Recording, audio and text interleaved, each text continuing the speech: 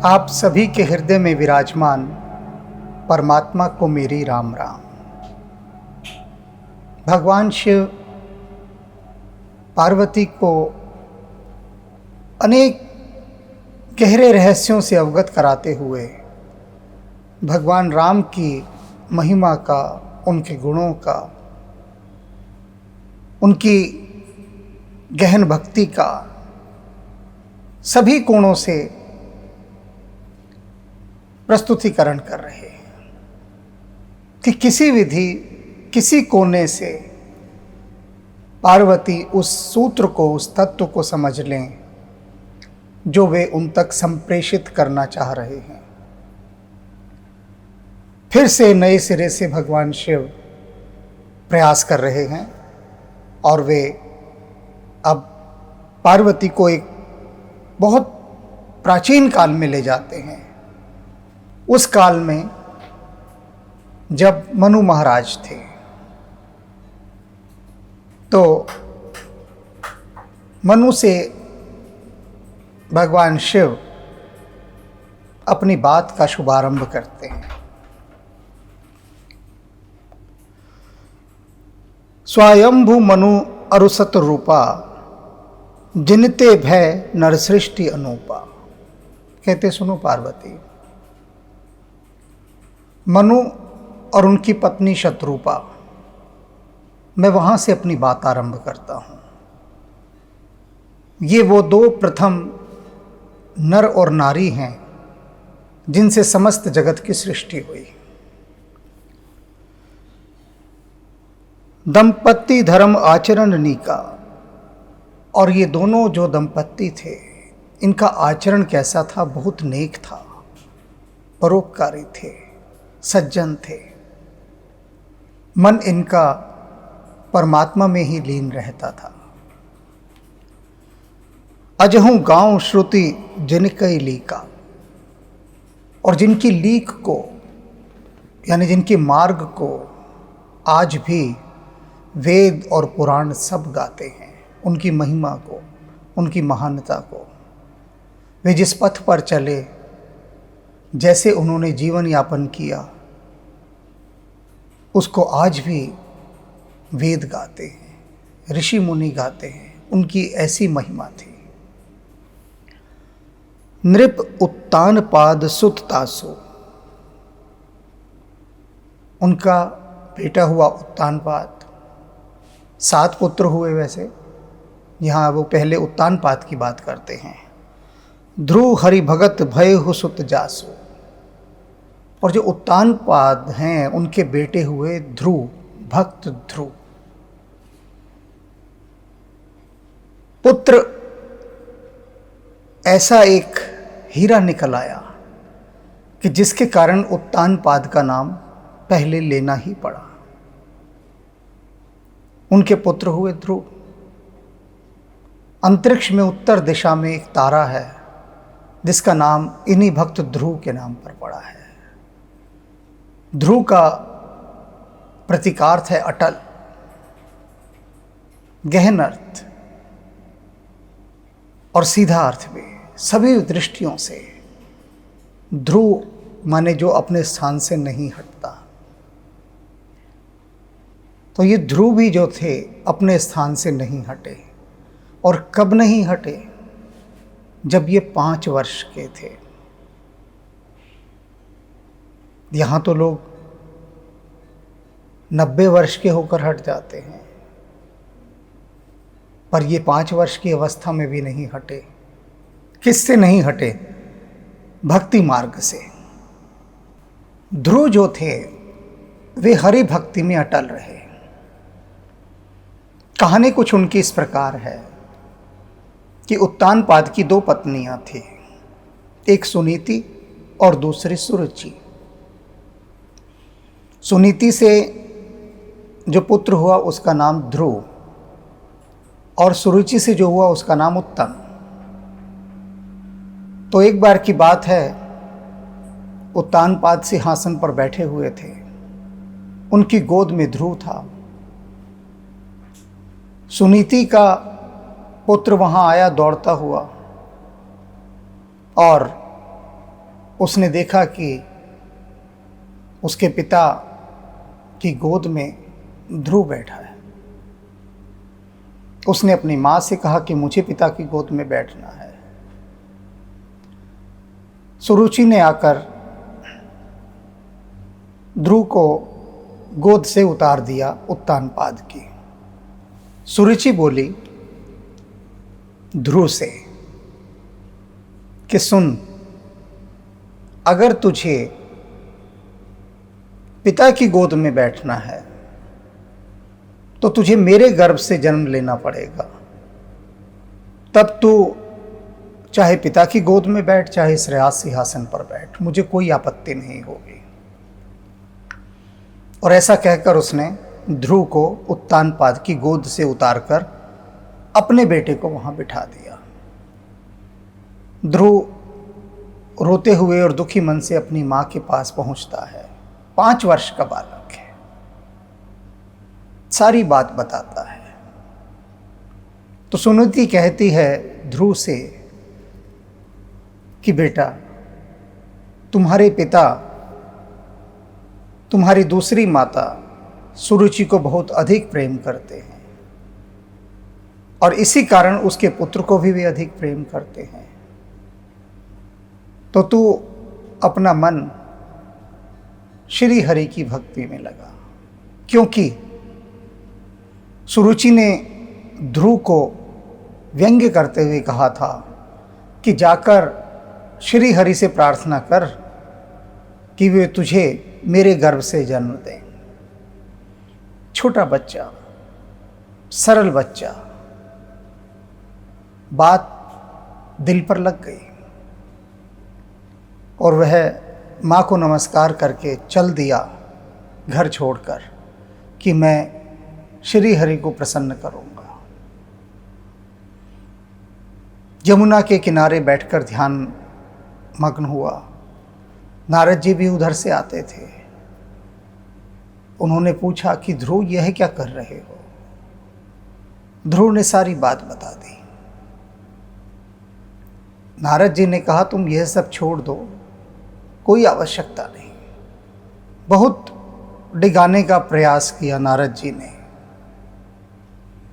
ध्रुव को कि वह श्री हरि को प्रसन्न करने की हठ न लगाए। अब एक बड़ी मज़ेदार, गहरी और रहस्यपूर्ण बात आप देखिए कि जब भी कोई सच्चे अर्थों में भगवान की ओर बढ़ने का प्रयास करता है तो अनेक बाधाएं उसे प्रेरित करती हैं, शिक्षा देती हैं, उपदेश देती हैं, समझाती हैं, मार्गदर्शन करती हैं कि वह मत बढ़े उस तरफ, छोड़े उस रास्ते को।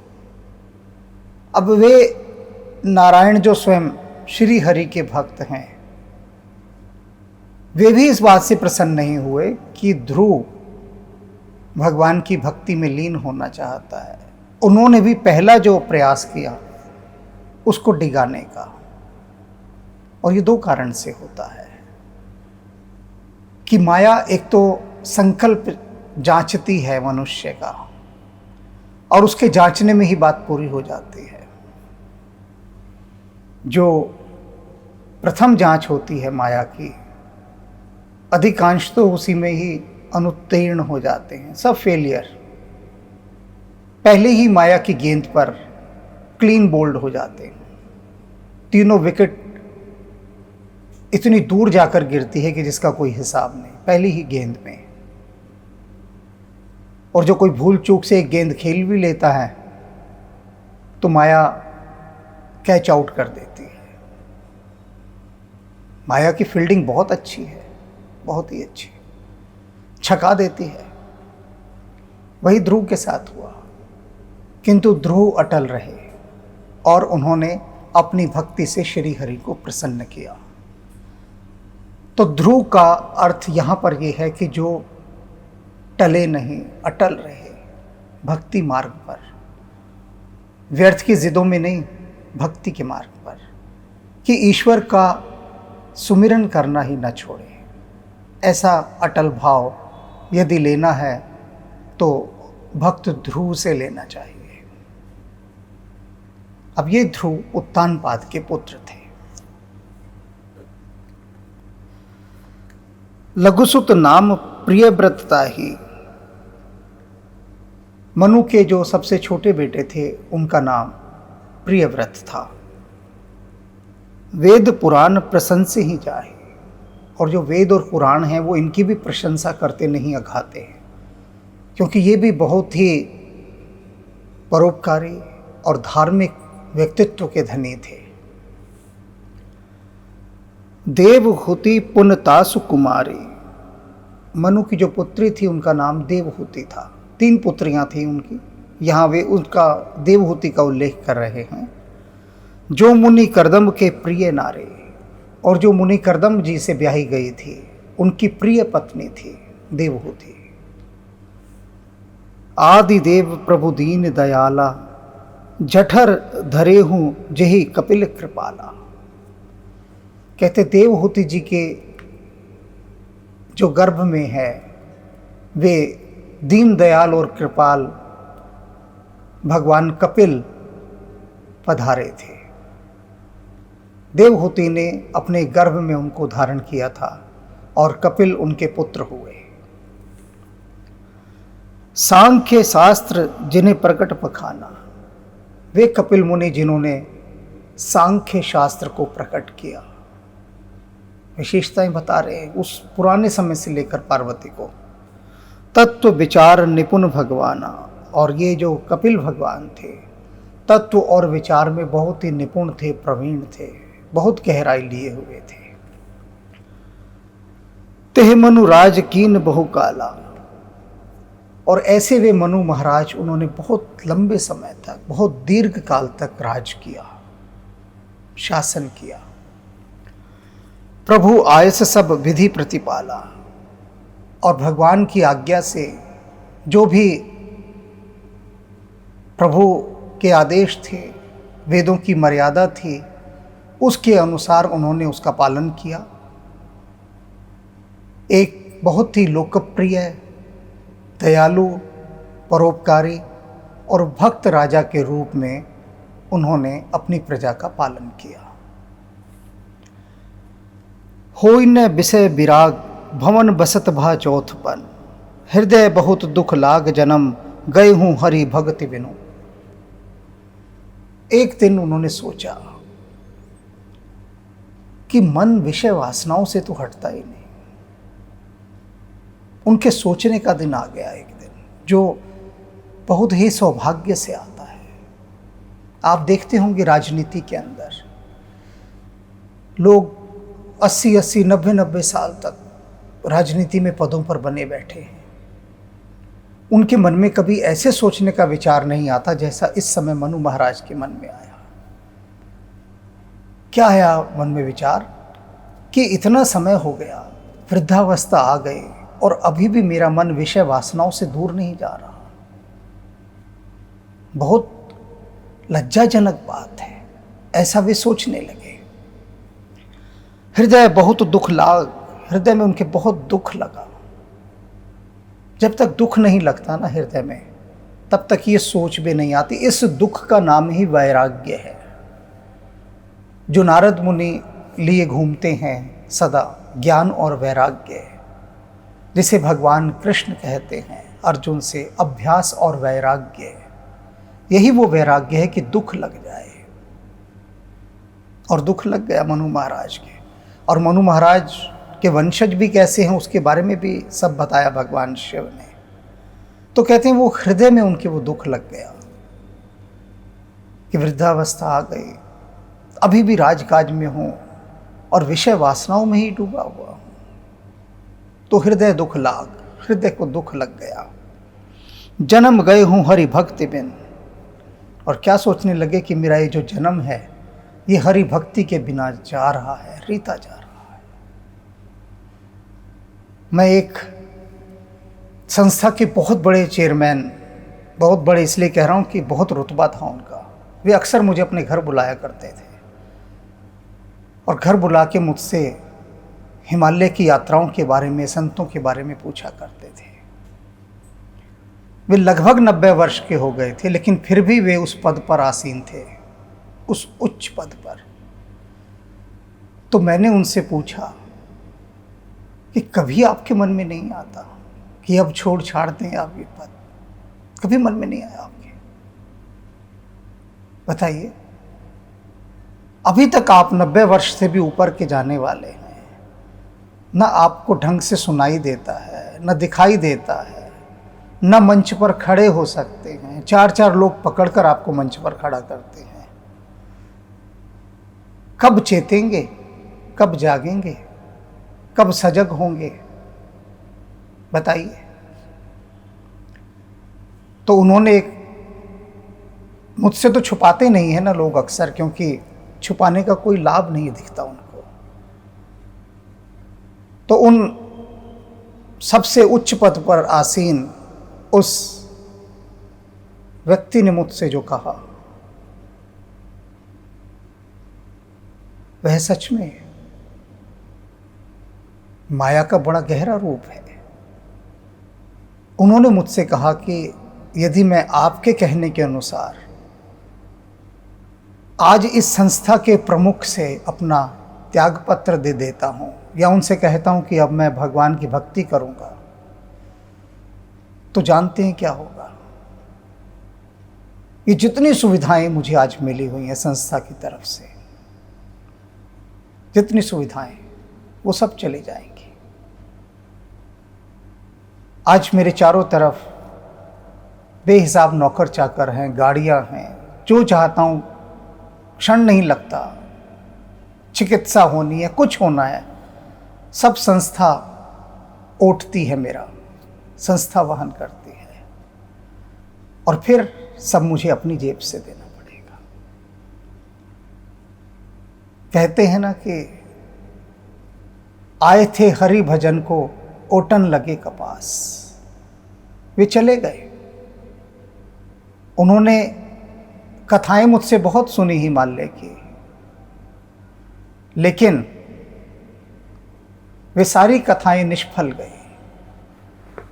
एक कण मात्र भी वे साहस नहीं जुटा सके ईश्वर की तरफ यात्रा करने का, नहीं जुटा सके।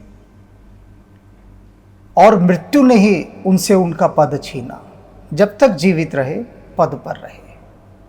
और ऐसे बेहिसाब लोग हैं, कोई हिसाब ही नहीं, कोई गणना ही नहीं, कि यदि व्यक्ति को सरकार ही पद से ना उतार दे तो उनको फिर मृत्यु ही उतारती है, और कोई नहीं उतार सकता। लेकिन वो सरकारी संस्था भी नहीं थी, वरना सरकार उतार ही देती।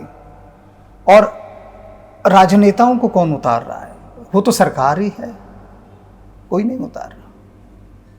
लेकिन जो चित्त है, जैसे मनु महाराज का दुख लाग, जैसे दुख लगा इनको, वैराग्य पैदा हुआ और लगा कि नहीं बस बहुत हो गया, अब थोड़ी यात्रा वहां की भी हो।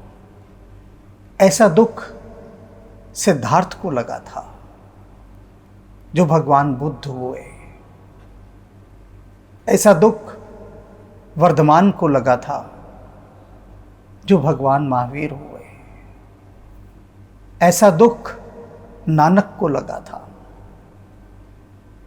जिन्होंने जगत को प्रकाश दिखाया। हमें थोड़ी ना ऐसा दुख लगता है। हमें तो दुख लगता है कि एक अच्छी पोस्ट नहीं मिली, एक अच्छा बंगला नहीं मिला, अच्छी गाड़ी नहीं मिली, अच्छा स्टेटस नहीं मिला। इन चीज़ों का दुख लगता है। तो मनु को दुख लगा, और दुख लगने के बाद उन्होंने निर्णय लिया। क्या निर्णय लिया? बरबस राज सुतहि तब दीना। जबरदस्ती अपने बेटे को राज दिया, राज का दिया जबरदस्ती, बरबस विवश करके कि बेटा तू राज संभाल, मैंने बहुत राज कर लिया, अब मुझे ईश्वरीय भक्ति में जाना है। मैं सब छोड़कर अब ये राजपाट, ये सिंहासन, ये ऐशो आराम सब छोड़कर मैं अब ईश्वरीय भक्ति में जाना चाहता हूँ, तो तू राज संभाल। मैं अक्सर कहता हूँ ना कि जो विदेशी आक्रमणकारी भारत आए, भारत को लूटा जिन्होंने, उन्होंने भारत का साहित्य भी पढ़ा। बड़े हैरान हुए मनु महाराज का भी पढ़कर कि ऐसा कैसे हो सकता है कि बाप ज़बरदस्ती अपनी औलाद को कहे कि ले तू तख्त संभाल, सल्तनत संभाल। ऐसा कैसे हो सकता है? हो ही नहीं सकता। क्योंकि उनके जीवन का अनुभव क्या था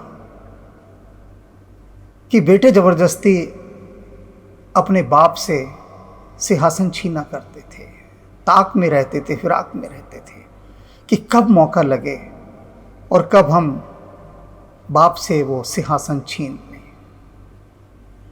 तो जब भारतीय संस्कृति में उन्होंने अनेक स्थानों पर यह पढ़ा कि पुत्र किस प्रकार से पिता के प्रति आज्ञाकारी हैं और पिता को वो अपने से दूर जाने ही नहीं देना चाहते, सदा पिता की छाया में ही रहना चाहते हैं, तो उन्हें लगा कि ये सब बकवास है सारे, ये हिंदुओं के सारे ग्रंथ कोरी बकवास है, ऐसा हो ही नहीं सकता। और बड़े से बड़ी बकवास उनको तो भगवान राम का वन जाना लगी, और इससे भी ऊंची बकवास और झूठ उनको लगा कि ऐसा कोई भाई हो ही नहीं सकता कि जो जंगलों में जाकर अपने बड़े भाई से कहे कि आइए, ये सिंहासन आपका है, मैं तो आपका दास हूँ, आपका सेवक हूँ। और बड़ा भाई ना आए कि पिता के वचन की लाज रखनी है, और छोटा भाई भरत वो अपने बड़े भाई की चरण पादुकाएं लाकर उनको ही सिंहासन पर रखकर राज चलाए और कहे कि राज तो राम का ही चलेगा, राम राज की स्थापना करे। तो ये सारे हिंदुओं के ग्रंथ उन विदेशी आक्रमणकारियों को झूठ और कोरी बकवास लगी। आप बुरा मत मानिएगा, वे विदेशी आक्रमणकारी बेचारे बहुत सीधे सच्चे और सरल लोग हैं, बहुत सरल निष्पाप, जिसके लिए भगवान कृष्ण ने एक शब्द का इस्तेमाल किया है ना, निष्पाप, अर्जुन के लिए कि हे निष्पाप। तो वो सभी विदेशी आक्रमणकारी निष्पाप हैं, उनकी कल्पना में ही नहीं है ऐसा हो सकना। कल्पना आदमी उसी की कर पाता है ना जो उसके जीवन का अनुभव क्षेत्र हो। तो वे मासूम करें तो क्या करें, कैसे कोई यकीन कर ले इस बात पर? बहुत मुश्किल है यकीन करना, अनुभव नहीं ना जीवन का। और हमारा तो रोज का काम है देखना, रोज का काम कि बाप अपने शादीशुदा बेटे को भी बुरी तरह से डांटता है, फटकारता है, और बेटा चुप खड़ा रहता है, बोलता नहीं। हमारी संस्कृति में ये है, बाप से नजरें नहीं मिलाता, तो कैसे जानेंगे? इसलिए भारतीय जो साहित्य है, भारतीय जो संस्कृति है, इसमें बहुत सारा कुछ तो पार का है, बियॉन्ड का है। एक आम इंसानी जिंदगी इसे समझ नहीं सकती, इसलिए नहीं समझ सकती क्योंकि उसके साथ कनेक्ट नहीं हो सकती, जुड़ नहीं सकती। बातें इतनी ऊंची हैं, एक एक पैसे के लिए तिल तिल मरने वाला इंसान कैसे त्याग की बात सोच सकता है, कैसे प्रेम की बात सोच सकता है? लेकिन भारतीय संस्कृति में ये सब कुछ है। तो उन्होंने, मनु महाराज ने जबरदस्ती अपने बेटे को सिंहासन सौंपा कि तू पकड़, मैं चला। नारी समेत गवन वन कीना, और अपनी पत्नी के साथ वे वनों में चले गए। आजकल मत चले जाइएगा वन में, क्योंकि वन मिलेंगे ही नहीं, और वन मिल भी गया, वहां अपनी कुटिया डाल ली तो सरकारी और गैर सरकारी आदमी मिलकर खदेड़ देंगे आपको वहाँ से कि भागो यहाँ से, कहाँ चले आए, कब्जा करोगे ज़मीन पर। तो भूमाफिया वाले बन जाएंगे आप। अब वन नहीं रहे। जिस काल की बात भगवान शिव कर रहे हैं वह प्राचीन काल है, जब घने वन हुआ करते थे, जंगल ही जंगल बेहिसाब। कहीं जंगलों से बाहर जाकर राज्य बने होते थे, गांव होते थे, अन्यथा जंगल होते थे, और उन जंगलों में आश्रम होते थे, गुरुकुल होते थे। तो व्यवस्था के अनुसार एक समय के बाद व्यक्ति अपना सब कुछ छोड़कर उन वनों में जो ऋषि मुनि तपस्या कर रहे हैं उनके आश्रमों में जाकर रहता था। सुखद परिवेश, हरि चर्चा, और वहाँ पर आत्ममंथन करता था अपने जीवन का और अपनी आगे की यात्रा को ध्यानपूर्ण बनाता था। ऐसा था उस समय। अब वह सब तो नहीं रहा। तो अब क्या है कि वन जाने की आवश्यकता नहीं है। कहीं ऐसा ना हो कि मेरा ये व्याख्यान सुनकर, वैसे ऐसा होगा नहीं, हो ही नहीं सकता, कि जो उच्च पद पर हैं वो सोचें कि चलो हम अब रिज़ाइन दें अपने पद से और जाएं जंगलों में, क्योंकि अभी प्रवचन हमने सुना है। इतना आसान नहीं है छोड़ना। और जिनके मन में ऐसा भाव भी आ रहा हो वो भी इस भाव को निकाल दें। वन में जाने की आवश्यकता नहीं है, जहाँ हैं वहीं रहें। अपने कृत्य में महिमा पैदा करें, उसके प्रति अहोभाव से भरें, और वस्तुओं के प्रति अपनी आसक्ति को कम करें। मूल बात यही है, आसक्ति को छोड़ना है।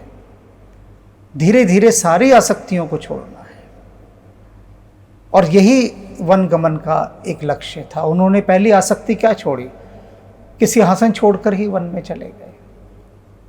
ये छोड़ना हुआ ना आसक्ति का। तो अब काल बदल गया है। काल इतना बदल गया है कि वैसे ही माँ बाप को बच्चे रखना नहीं चाहते, और भूल चूक से किसी ने रखा भी हुआ है तो उनको अब आसक्तियाँ छोड़ देनी चाहिए। अधिकांश समय हरि भक्ति में बिताएं। घर के आसपास बहुत मंदिर हैं, पार्क हैं। बुजुर्ग हैं तो पार्क में जाके ताश ना खेलें, वहाँ वृक्ष के नीचे बैठकर ध्यान करें। व्यर्थ की राजनीतिक बकवासों में समय ना नष्ट करें, ईश्वर का नाम सुमिरन करें। अब वन गमन ये रह गया, पार्क गमन हो गया है और मंदिर गमन या एकांतवास। तो ये मैं लेटेस्ट एडिशन बता रहा हूँ आपका। तीर्थ भरत नैमिष विख्याता, और वो किस वन में गए? नैमिषारण्य। बहुत प्रसिद्ध वन था उस समय का, कि जहाँ पर अनंत आश्रम थे, अनंत गुरुकुल थे, ऋषि मुनि साधना करते थे उस जंगल में। तो नैमिषारण्य में जाकर मनु महाराज अपनी पत्नी शतरूपा के साथ रहने लगे। अति पुनीत साधक सिद्धिदाता। कैसा वन था वो? बहुत ही पवित्र और साधकों को जन्म देने वाला था, सिद्धियों को प्रदान करने वाला था। जो भी आप सिद्धि प्राप्त करना चाहते हैं उन वनों में जाकर प्राप्त होती थी। साधना करते थे साधक और सिद्धि प्राप्त करते थे। ऐसा औरा था, आभा मंडल था उस वन का। बसई तहाँ मुन सिद्ध समाजा, जहाँ पर बड़े सिद्ध मुनियों का समाज बसता था, रहता था। ऐसा वन था वह। तहाँ ही हर्ष चले मनुराजा, और बड़े हर्ष के साथ उस वन के लिए मनु महाराज चल दिए। पंथ जात सोहि मत धीरा, रास्ते में जाते हुए वे मति धीर, स्थिर बुद्धि वाले बहुत सुंदर लग रहे थे, बहुत ही सुंदर। और कैसे लग रहे थे सुंदर? ज्ञान भगति जन धरे शरीरा। वे और उनकी पत्नी जा रहे थे तो ऐसे लग रहा था जैसे ज्ञान और भक्ति ये जो दो तत्व हैं जो दिखाई नहीं देते, अदृश्य हैं, ज्ञान और भक्ति, इन दोनों ने शरीर धारण कर लिया। कितनी सुंदर उपमा दी है कि जैसे ज्ञान और भक्ति ने शरीर धारण करके मनु और शतरूपा के रूप में वे रास्ते पर चल रहे हैं, ऐसे सुंदर लग रहे थे वे। पहुंचे जाई धेनुमति तीरा, और वे धेनुमति नदी के किनारे पहुंचे, गोमती नदी के किनारे। हर्ष नहाए निर्मल नीरा, बड़े प्रसन्न होकर वे उसके निर्मल जल में नहाए, स्नान किया उन्होंने वहां पर। आए मिलन सिद्ध मुनि ज्ञानी, जब वे स्नान कर चुके तो वहां पर बहुत सारे जो सिद्ध और ज्ञानी मुनि जन हैं वे सब उनसे मिलने के लिए आए। धर्म धुरंधर निरपृष जाने, और उन ज्ञानी सिद्ध मुनियों ने क्या जाना कि जो धर्म के धुरंधर हैं, ऐसे राज ऋषि ज्ञानी मनु महाराज जी नैमिषारण्य में पधारे हैं, तो वे उनका सत्कार करने, उनकी आगवानी करने, उनकी अभ्यर्थना करने के लिए उनके पास पधारे। जहाँ जहाँ तीर्थ रहे सुहाए, मुनि सकल सादर करवाए। उन मुनियों ने मनु महाराज के शुभागमन का कारण जाना। मनु महाराज ने बताया कि वे अपना शेष जीवन अब श्री हरि की भक्ति में बिताना चाहते हैं। तो मुनियों ने जितने भी तीर्थ थे वहाँ के, वे सब तीर्थ एक एक करके मनु महाराज और उनकी पत्नी को कराए। सारे तीर्थों को उनका महात्म्य, स्थान का सुख, सब कुछ, सब भ्रमण करवाया। कृष्ण शरीर मुनिपट पर धाना, सत्य समाज नित सुनहि पुराना। इतनी यात्राएं करने के बाद समय के साथ साथ उनका शरीर दुर्बल हो गया, और मनु महाराज जो वस्त्र पहनते थे वे मुनियों के वस्त्र पहनते थे, जैसे साधु सन्यासी पहनते हैं। सत्य समाज नित सुनहि पुराण, और वे संत समाज के बीच में बैठकर प्रतिदिन पुराणों की कथाएं सुना करते थे। 12 अक्षर मंत्र पुन जप ही सहित अनुराग, वासुदेव पद पंक रुहु दंपति मन अति लाग। वे 12 अक्षर का ओम नमो भगवते वासुदेवाय, इसका जाप करते थे दोनों पति पत्नी। बहुत गहरा अनुराग उनका इस जाप में हो गया था, और श्री हरि के चरणों में सदा उनका मन लगा रहता था। करहीं आहार साग फल कंदा, सुमरी ब्रह्म सचिदानंदा। जब राजा थे तो कितने स्वादिष्ट पकवान खाया करते थे, 56 भोग लगते थे, और अब वे क्या करते हैं, फल फूल और कंदमूल खाते हैं। बस वही जंगलों में जो मिलता है फलाहार, वही सब खाते हैं, और आनंद के साथ सुमरहि ब्रह्म सचिदानंदा, सचिदानंद पर ब्रह्म का सुमिरन करते हैं। सात्विक भोजन। पुनहर हेतु करण तप लागे, और उसके बाद उन्होंने संकल्पों को अपने कठोर किया कि उद्देश्य मन में एक संकल्प लिया। अभी पहले कहा था ना कि नैमिषारण्य क्या था, कि साधक वहाँ आते हैं, साधना करते हैं और सिद्धि प्राप्त करते हैं। तो इन्होंने जो मन में साधा कि हमें भगवान के दर्शन करने हैं, भगवान के दर्शन करने के लिए इन्होंने साधनाओं को और कठोर करना आरंभ कर दिया। बार आधार फूल मल त्यागे, और फिर क्या किया, वारी को आधार, जल को आधार बनाया। फल फूल कंदमूल खाते थे ना, सब छोड़ दिए, सिर्फ पानी पर रहने लगे, जल पर। जल पीते थे और कुछ नहीं। और अभिलाष निरंतर होई, और हृदय के अंदर निरंतर ये अभिलाषा बढ़ती गई कि भगवान के दर्शन करने हैं। देखई नयन परम प्रभु सोई, क्या अभिलाषा कि भगवान को अपनी आंखों से देखना है। बड़ी मुश्किल इन्होंने साधना की, संकल्प लिया कि भगवान को अपनी आंखों से देखना है। किस भगवान को देखना है? अगुण, अखंड, अनंत, अनादि, वह जो निर्गुण है, पूर्ण है, अनादि है और अनंत है, जिसका कोई और छोर नहीं, जो आंखों से दिखाई नहीं देता, उसको आंखों से देखना है।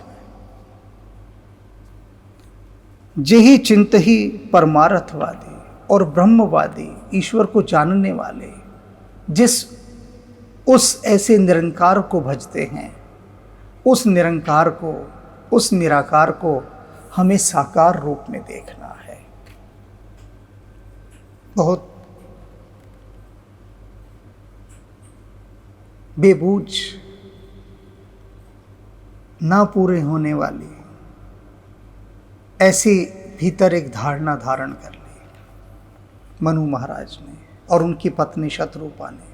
बहुत तपस्या की, बहुत समय तक, और फिर बाद में तपस्या से जब बहुत शुद्धि हो गई शरीर की, मन निर्मल हो गया, तब ये धारण किया कि हमें भगवान के दर्शन करने हैं। मेरे पास बहुत व्हाट्सएप आते हैं लोगों के, व्हाट्सएप में लिखते हैं आप हमें भगवान के दर्शन करा दीजिए। जैसे कोई सिनेमा घर में फिल्म लगी और मैं कहूँ ये टिकट लो भैया, जाके देख लो, पहला ही सवाल ये होता है कि मैं भगवान के दर्शन करा दीजिए, और मूल्य कुछ नहीं देना, साधना कुछ नहीं करनी, कुछ भी नहीं, इतना मुफ्त में, इतना सस्ता सवाल वो कर देते हैं। बिल्कुल सस्ता बना दिया इस सवाल को कि भगवान के दर्शन मुझे करने, भगवान के दर्शन करा दो। एक भी जने ने ये नहीं पूछा कि ईश्वर प्राप्ति के लिए मुझे क्या करना होगा, कैसे मैं अपने मन को साधना की ओर लगाऊं, तपस्या की ओर लगाऊं। कोई नहीं पूछता, बस मुझे आदेश देते हैं कि मुझे भगवान के दर्शन कराओ। अच्छा भैया, कमाल है। इन्होंने ऐसा संकल्प लिया। कब लिया? जाकर राजपाट जब छोड़ दिया, बन बन भटके, तीर्थ किए, कथाएं सुनी, शरीर सूख गया, फल इत्यादि भी खाने छोड़ दिए, पानी पर रहने लगे। उसके बाद यह संकल्प किया, तब जाकर क्या कि वे जो श्री हरि हैं उनके स्वरूप का दर्शन करना है। और कौन सा स्वरूप? भगवान राम का स्वरूप। राम के स्वरूप में उनके दर्शन करने हैं और इन आंखों से करने हैं, ऐसे नहीं करने। संकल्प भगवान महावीर लिया करते थे कि ऐसा हो जाएगा तब मैं आहार ग्रहण करूंगा, ऐसा हो जाएगा तब। तो वे कुछ टर्म और कंडीशंस रखते थे भगवान महावीर कि जब वो सारे की सारे समायोजन हो जाएंगी, वो सारी घटनाएं एक साथ जुड़ जाएंगी, तब वे आहार ग्रहण करेंगे, नहीं तो नहीं करेंगे। महीनों बीत जाए, चाहे कितना समय बीत जाए, वो नहीं करेंगे। और यह बात सुनकर महावीर बनने के प्रयास में मत लग जाइएगा, मैं बता रहा हूं। महावीर एक ही हैं, एक ही हैं महावीर। या हनुमान जी हैं या फिर वर्धमान महावीर, ये एक ही हैं, समझ लो। मैं ये नहीं कहूँगा दो महावीर हैं, एक हनुमान जी और एक भगवान महावीर, नहीं, एक ही हैं। पहले छोटे छोटे से विकारों से मुक्ति पानी है, सीधी छलांगने की भगवान महावीर ने संकल्प लिया, मैं भी ये संकल्प लेता हूं, मारे जाओगे, मुफ्त में मारे जाओगे।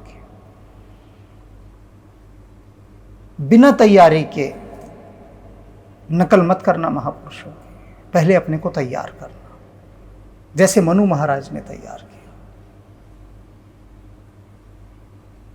जब शुद्धिकरण भीतर का इतना उच्च हो जाता है, उसके बाद प्रकृति हमारा सहयोग करती है, कच्चे मन के साथ नहीं करती। तो यही उन्होंने यहाँ संकल्प लिया कि हमें भगवान श्री राम के साक्षात दर्शन करने हैं इन आँखों से, वे राम जो अगोचर हैं, अनादि हैं, निर्गुण हैं, निरंकार हैं, उनके। आगे की यात्रा में हम चलेंगे और भी हमें बहुत सारे गहरे सूत्र पता लगेंगे। तो जितनी भी बातें इन गहन सूत्रों के साथ आती जाती हैं, उनको भीतर ले जाकर उनकी जुगाली किया कीजिए, आत्मचिंतन किया कीजिए उन पर, तभी भक्ति मार्ग की ओर हमारा पथ प्रशस्त होगा। स्वयंभू मनु अरु सतरूपा, जिनते भे नर सृष्टि अनूपा।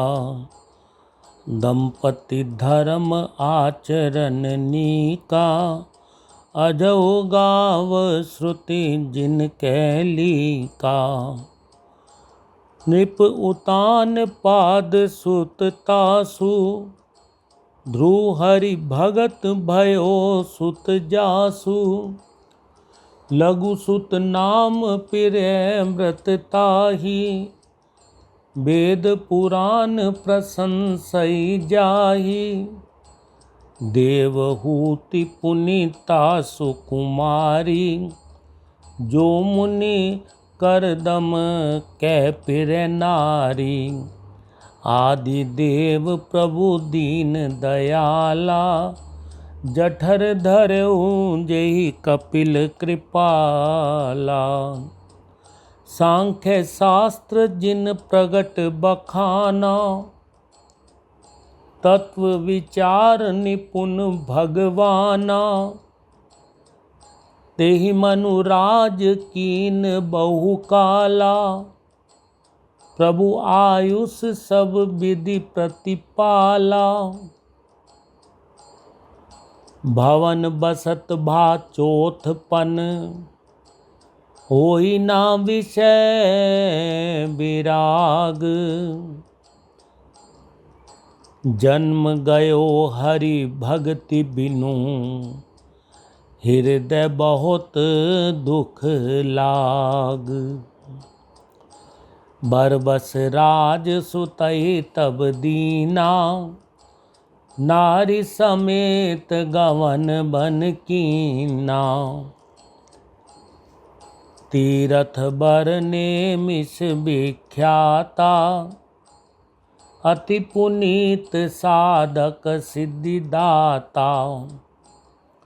बसहि तहाँ मुनि सिद्ध समाजा, तैहि हर्षि चलऊ मनुराजा। पंथ जात सोहई मति धीरा, ज्ञान भगति जनु धरे शरीरा।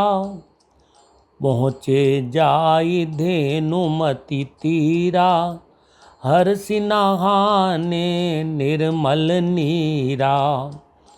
आए मिलन सिद्ध मुनि ज्ञानी, धर्म धुरंधर नृप ऋषि जानी। जैते तीरथ रहे सुहाए, मुनिन सकल सादर करवाए।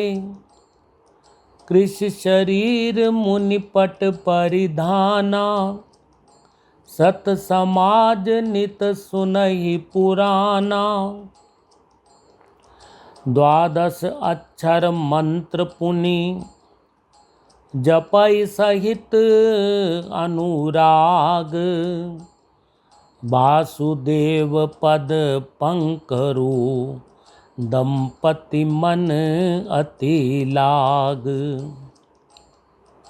करहि आहार साक फल कंदा, सुमिरई ब्रह्म सचिदानंदा। पुनि हरि हेतु करन तप लागे, बारी आधार मूल फल त्यागे। उर अभिलाष निरंतर होई, देखे नैन परम प्रभु सोई। अगुण अखंड अनंत अनादि, जेहि चिंतई परमारथ बादी। अगुण अखंड अनंत अनादि, जेहि चिंतई परमारथ बादी।